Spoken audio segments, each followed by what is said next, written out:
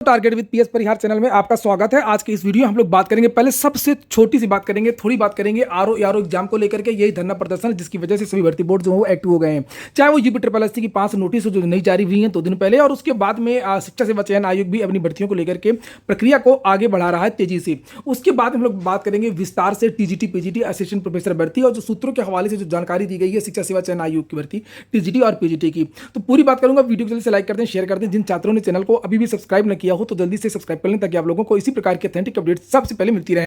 आगे बढ़ने से पहले एक सूचना उन विद्यार्थियों के लिए जो विद्यार्थी किसी भी प्रतियोगी परीक्षा की तैयारी कर रहे हैं, वे सभी भर्ती टेक्स्ट बुक के बेस्ट ऑफर का लाभ ले सकते हैं जिसका नाम है सपनों की उड़ान। 14 और 15 2 दिन के लिए ये ऑफर है, आज और कल के लिए। इसमें इनका जो ईयरली पास हुआ करता है जिसमें आप लोगों को सभी भर्तियों के मार्क टेस्ट 1 साल के लिए मिल जाते हैं। आप इसी टेस्ट में ये जो जिसका नाम है पास प्रो, इसी पास में आप लोग SSC, UPSC, UPPSC, railway, bank, UPSI सभी भर्तियों के मार्क टेस्ट दे सकते हैं। मार्क टेस्ट की संख्या लगभग 80,000 से ज्यादा है। 800 से ज्यादा भर्तियां कवर की गई हैं। 14 लाख से ज्यादा विद्यार्थी इसमें जुड़े हुए हैं। इस प्लेटफॉर्म में 12 से ज्यादा अधिक भाषाओं में मॉक टेस्ट है।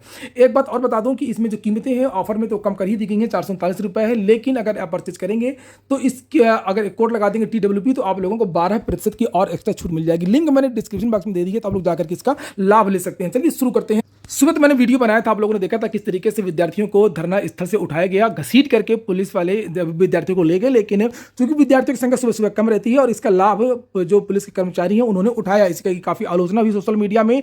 इस समय ट्रेंड में चल रहा है सोशल मीडिया में, और इसकी आलोचना हो रही है कि बिना वर्दी के सादी वर्दी में सादे कपड़ों में पुलिस वालों ने छात्रों को यहां से घसीटा। और पुलिस की जो संख्या वो भी ये देख सकते हैं आप लोग किस तरीके से विद्यार्थियों को यहाँ से ले गए, और उनकी विद्यार्थियों की आज गिरफ्तारी भी हुई। धरना स्थल से ही ये गिरफ्तारी हुई। उसके बाद में जब ये बात सोशल मीडिया के हवाले पता चली छात्रों को, तो विभिन्न डेलीगेसी, छात्रावास और जो अलग अलग जो छात्र रहते हैं सभी छात्र यहाँ पर एकजुट हो गए। और उसके बाद में ये देख सकते हैं आप लोग विद्यार्थियों ने ये जो बैरिकेडिंग है वो रोक दी। और सुबह तो मैं गया था वहां पर देखने के लिए, तो किसी को भी अंदर नहीं आने दे रहे थे। चारों तरफ से विद्यार्थियों को रोका जा रहा था, किसी से आईडी मांगी जा रही थी, किसी से कुछ पूछा जा रहा था। लेकिन उस समय तो विद्यार्थी नहीं गए, लेकिन लगभग 11 बजे के आसपास जो है विद्यार्थियों की संख्या बढ़ गई। और इस तरीके से आप देख सकते हैं विद्यार्थियों ने ये बैरिकेडिंग तोड़ दी, और बैरिकेडिंग तोड़ करके जो विद्यार्थी हैं वो जो लोक सेवा आयोग गेट नंबर 2 और 3 है उधर विद्यार्थी ये जाने लगे। ये देख सकते हैं आप लोग ये तस्वीरें बैरिकेडिंग तोड़ने की। और विद्यार्थियों को कुछ भी मंजूर नहीं है। विद्यार्थी सीधे सीधे चाहती हैं कि नो नॉर्मलाइजेशन, 1 शिफ्ट 1 एग्जाम होना चाहिए। और ये सुबह की तस्वीरें हैं, यहाँ पर विद्यार्थी एकजुट हैं और फिर से विद्यार्थी अंदर आ गए हैं धरना स्थल पर। ये देख सकते हैं आप लोग, ये देखिए विद्यार्थी धरना स्थल पर आ गए हैं और धरना प्रदर्शन फिर से शुरू हो गया है। तो धरना शुरू हो गया है, दबाने की कोशिश की जा रही है अब निम्न तरीके से। पुलिस के पास बहुत तरीके होते हैं, वो अपना काम कर रही है।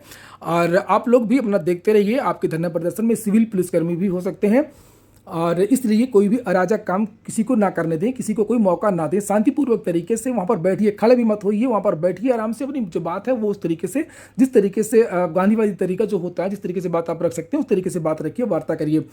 अब हम बात करेंगे शिक्षा सेवा चयन आयोग की। इसको लेकर के तो मैंने कल रात में ही वीडियो बना दिया था, क्योंकि बहुत सारे विद्यार्थी कमेंट कर रहे थे कि सर शिक्षा सेवा चयन आयोग की एक नोटिस वायरल हो रही है, उसकी क्या सच्चाई है। तो मैंने आप लोगों को बताया था, कल मैंने बता दिया था कि ये नोटिस मुझको सही लग रही है, ये नोटिस सही है।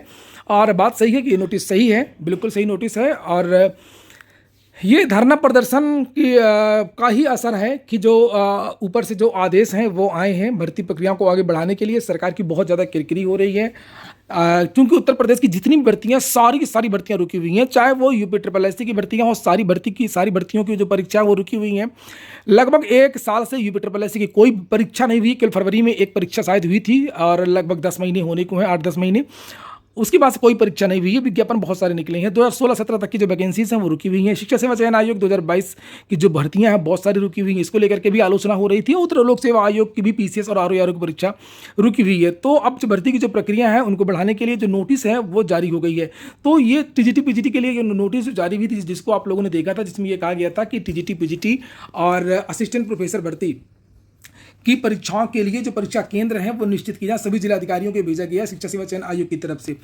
और इसमें यह कहा गया है कि परीक्षाएं कब होंगी। सबसे बड़ी बात यह है कि परीक्षाएं कब होंगी, तो ये आप देख सकते हैं यहाँ पर लिखा दिसंबर 2024 के तृतीय सप्ताह से जनवरी 2025, ये देख सकते हैं आप लोग। यानी कि जो आरओ का जो एग्जाम है उसके बाद 23-24 के बाद लास्ट दिसंबर में, और 14 जनवरी के पहले यानी कुंभ मेला के पहले ये परीक्षाएं करवाने की योजना है। तो बात सही है, परीक्षा केंद्र ढूंढे जा रहे हैं, अभी चीज़ें फाइनल नहीं हुई हैं। और अगर परीक्षा केंद्र मिल जाएंगे तो शिक्षा सेवा चयन आयोग आप लोगों की परीक्षा भी करवा सकता है। और अगर 14 जनवरी के पहले परीक्षा केंद्र नहीं मिल पाए तब आपकी जो परीक्षा है वो फिर आगे चली जाएगी, यानी कि कुंभ मेला के बाद में ये जो परीक्षा वो हो सकती है। तो ये बात बिल्कुल सही है और इसमें लिखा है कि आयोग द्वारा उक्त तीनों परीक्षाओं को प्रदेश के मंडल मुख्यालय या जनपद मुख्यालय पर प्रतिदिन 2 पाली में आयोजित कराए जाने का विचार चल रहा है। शासनादेश संख्या ये इसके बारे में लिखा गया 19 जून वाला विभिन्न भर्ती आयोगों को जिस तरीके से जो नियमावली जारी हुई थी, नई वाली जो नियमावली उत्तर प्रदेश सरकार की जारी हुई थी कि 5 लाख से अधिक विद्यार्थी हैं तो 2 शिफ्ट में परीक्षा और सरकारी विद्यालयों को परीक्षा केंद्र बनाया जाए, शहरी क्षेत्र के अंदर परीक्षा केंद्र बनाया जाए, दूर दराज एरिया में परीक्षा केंद्र ना बनाया जाए, तो उस नियमावली का इसमें भी पालन किया जाएगा। तो ये जो पत्र है वो सही, ये आप देख सकते हैं कुछ जनपदों के भी ये पत्र हैं, ये देखिए भेजे गए हैं। जिला विद्यालय निरीक्षक की तरफ से काम भी शुरू हो गया है। ये 13 तारीख का ही पत्र है, ये देखिए लिखा है यहाँ पर 13 नवंबर यानी कल का पत्र है। और ये जो जनपद हरदोई है, हरदोई वहाँ के DIWS ने ये पत्र भेजा है प्राचार्यों को, वहाँ के जो प्रिंसिपल हैं और उन विद्यालयों के नाम लिखे जहाँ पर ये परीक्षाएं होनी है। सारे के सारे जो विद्यालय हैं वो या तो एडेड हैं या तो राजकीय विद्यालय हैं। और यहाँ पर परीक्षा केंद्रों के बारे में कहा गया है कि 2 पाली में ये परीक्षाएं होंगी, दिसंबर लास्ट में और जनवरी के महीने में। तो ये भाई बात बिल्कुल सही है, आप लोग पढ़ाई भी करते रहिए। अब हम बात कर लेते हैं कि पद जोड़ेंगे कि नहीं जोड़ेंगे। तो इसको लेकर के मैंने हमेशा से कहा कि इसकी कोई योजना नहीं है आयोग की पद जोड़ने की। देखिए 2 कारण हैं, एक तो वो किसी विवाद में नहीं पड़ना चाहता है। मुझे गुप्त रूप से बताया था अधिकारियों ने कि हम कोई विवाद में नहीं जाना चाहते हैं। जब कई छात्र संगठनों ने ये बात भी रखी थी, युवा मंच की तरफ से बहुत प्रयास किया गया कि 25,000 पदों को जोड़ दिया जाए।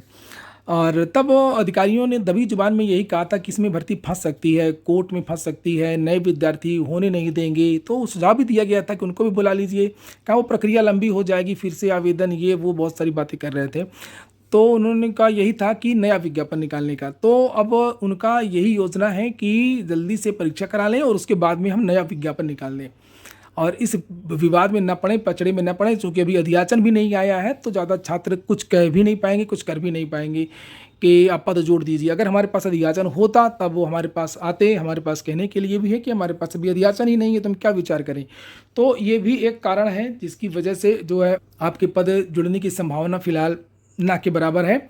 और आपकी जो परीक्षाएं हैं वो उनकी जो तैयारियां हैं वो शुरू हो गई हैं। और छात्रों की ये भी मांग है कि जब भी एग्ज़ाम हो तो कम से कम भैया 60 दिन का समय तो देना ही चाहिए, कम से कम 60 दिन का समय देना चाहिए। और चूंकि अभी तो ये परीक्षा केंद्र मांग रहे हैं, पता नहीं है कब ये तो वायरल हो गया तो अब हम लोगों को जानकारी मिल गई कि ये सही है गलत है क्या है, और परीक्षाएं हो रही हैं। अभी चूँकि ऑफिशियल डेट तो उन्होंने जारी नहीं की है, ऑफिशियल डेट कब जारी करेंगे तो उन्होंने कहा कि अभी इसकी जो लास्ट डेट शायद यहाँ पर लिखा है सहमति 14 नवंबर, ये सहमति प्रस्ताव 14 नवंबर, और कहा कि 20 तारीख तक ये चीज़ें क्लियर हो पाएंगी। तो 20 तक चीज़ें क्लियर हो पाएंगी यानी कि नवंबर लास्ट में हो सकता है कि ये तारीखों का ऐलान कर दें। तो समय बहुत कम बचेगा, विद्यार्थियों को अचानक से 1 महीने का लगभग समय मिलेगा। अगर तारीखों का ऐलान होता है तो कम से कम 2 महीने का जो समय वो देना चाहिए। और आयोग को परीक्षाओं की जो संभावित तारीखें हैं, कम से कम निश्चित नहीं तो संभावित तारीखें, जिस तरीके से इस पत्र में लिखा है इसी तरीके के एक नोटिस जारी कर देना चाहिए, ऑफिशियल नोटिस जारी कर देना चाहिए कि आप लोगों की जो परीक्षाएं हैं वो दिसंबर लास्ट में या जनवरी के द्वितीय सप्ताह तक हो सकती हैं। इस तरीके से ही नोटिस जारी कर देते हैं अगर तारीखें क्लियर नहीं है तो, ताकि विद्यार्थी उसी तरीके से अपना रूटीन बना सकें, उसी तरीके से अपनी पढ़ाई कर सकें, उसी तरीके से अपनी रणनीति बना सकें। और अगर बिल्कुल नवंबर लास्ट में या दिसंबर की शुरुआत में तारीखों का ऐलान करेंगे और बताएंगे कि नहीं भैया 26-27 दिसंबर को या जनवरी में 7-8 जनवरी 10 जनवरी को आपकी परीक्षाएं हैं, तो फिर तो ये चौंकाने वाली बात हो जाएगी। तो ठीक है, फिलहाल आप लोग कमेंट बॉक्स में बताइए कि आप लोग कब चाहते हैं कि आपकी परीक्षाएं हो जाएं। और रही नए विज्ञापन की बात, तो नया विज्ञापन आपका आएगा जब अध्याचन आ जाएगा, और कोई जानकारी मिलेगी नए विज्ञापन को लेकर के तो मैं निश्चित तौर पर आपको दूंगा। ये हो गया आज का वीडियो। पूरा वीडियो सुनने के लिए बहुत बहुत धन्यवाद।